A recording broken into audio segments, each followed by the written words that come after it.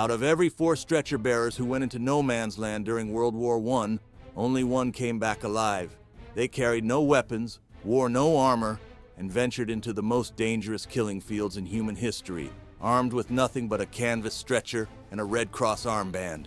They were described as the angels of the battlefield, and at the same time, the most vulnerable targets on the Western Front. But their story is far more horrific than it seems. And now you're going to see why. When people talk about the Great War, they usually mention the trenches, the gas attacks, or the machine guns. But the Western Front was a different kind of hell altogether.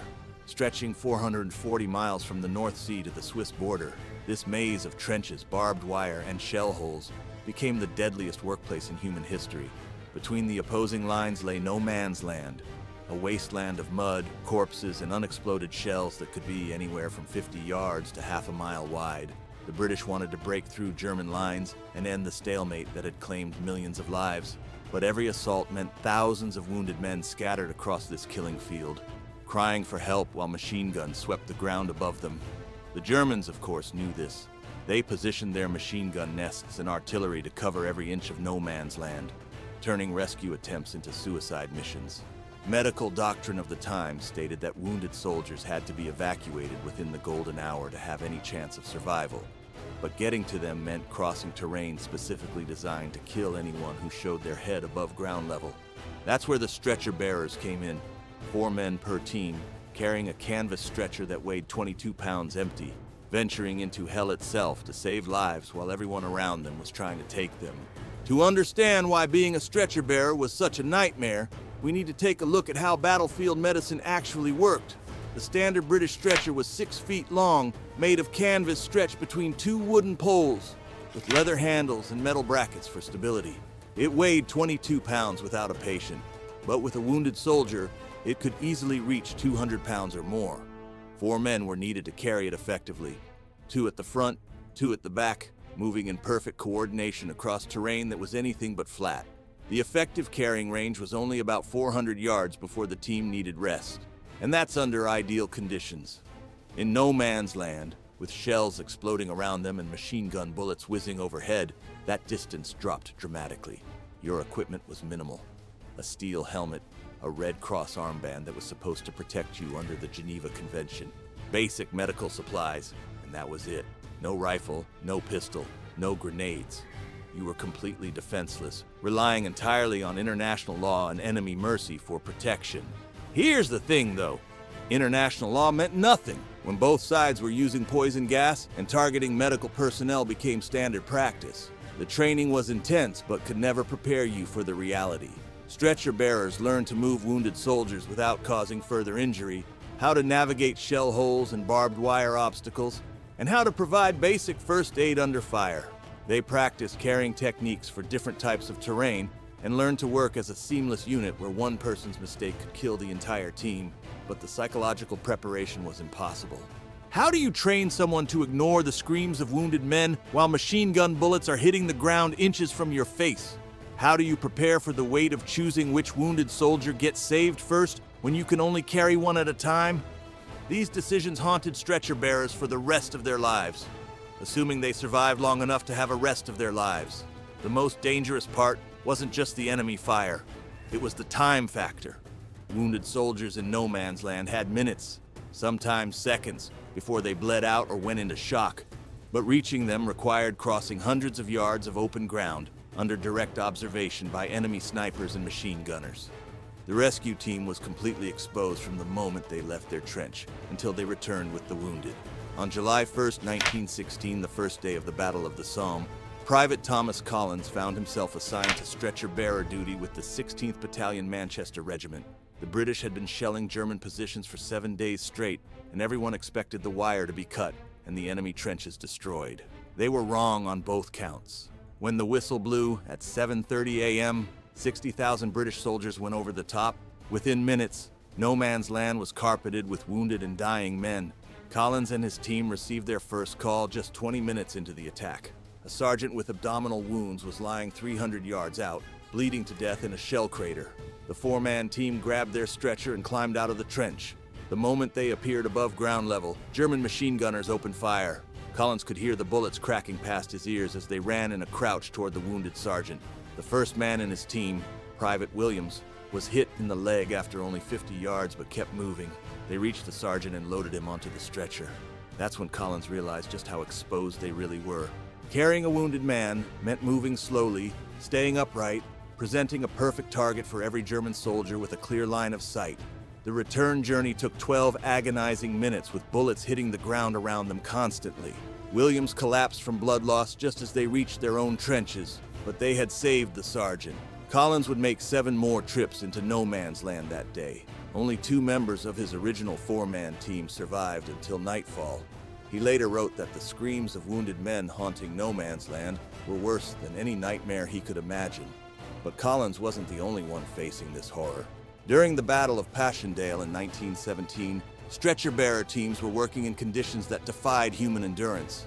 The battlefield had turned into a swamp of mud, blood, and body parts where men could drown in shell holes filled with contaminated water. Corporal James Davies of the Royal Army Medical Corps was carrying wounded through this hellscape when his team became trapped in a German artillery barrage. Shells were landing every few seconds, throwing up geysers of mud and shrapnel that could cut a man in half. Davies and his team dove into a shell crater with their wounded patient, a young soldier with both legs shattered by machine gun fire. For 3 hours, they huddled in that crater, while the barrage continued overhead. The wounded soldier was going into shock from blood loss, but moving meant certain death. Davies used his own body to shield the patient from shell fragments, while trying to stop the bleeding with field dressings that were already soaked through.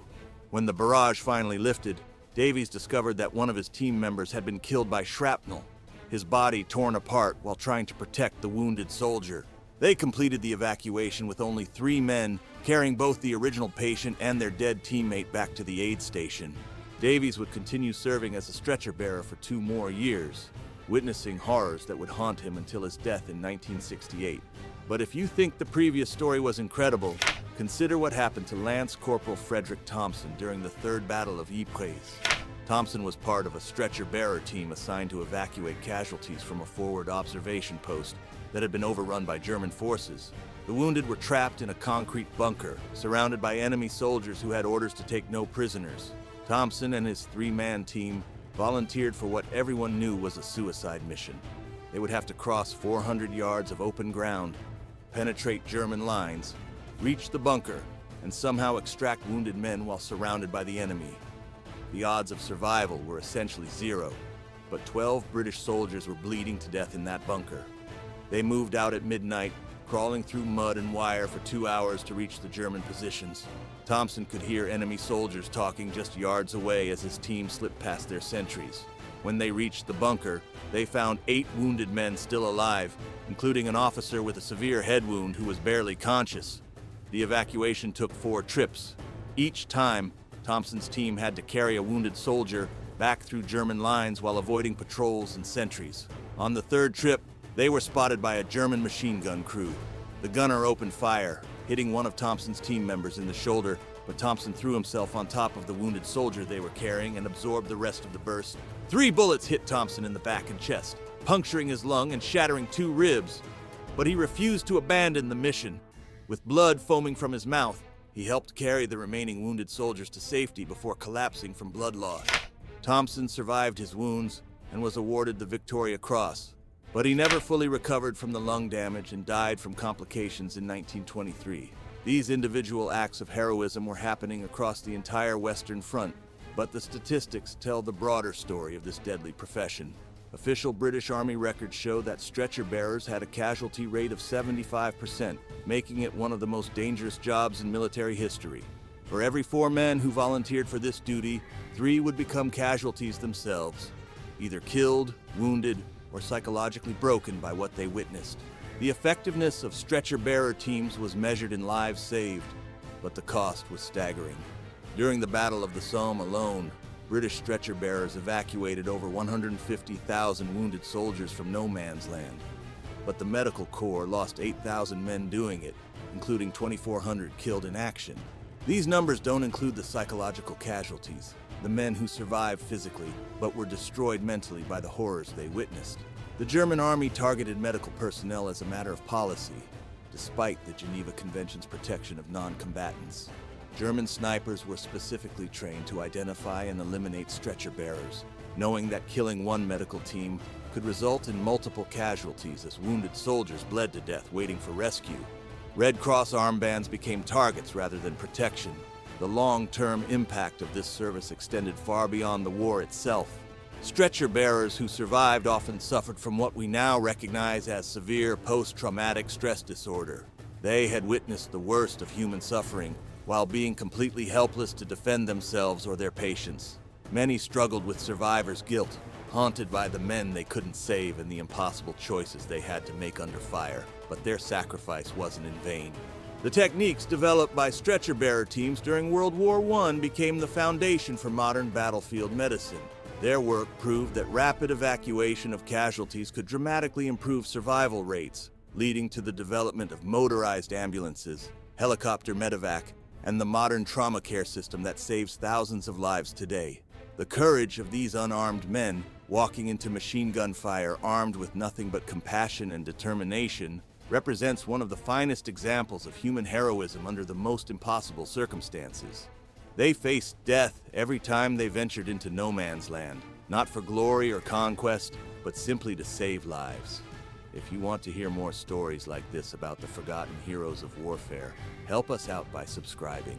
These men deserve to be remembered for their incredible sacrifice and the lives they saved in humanity's darkest hour.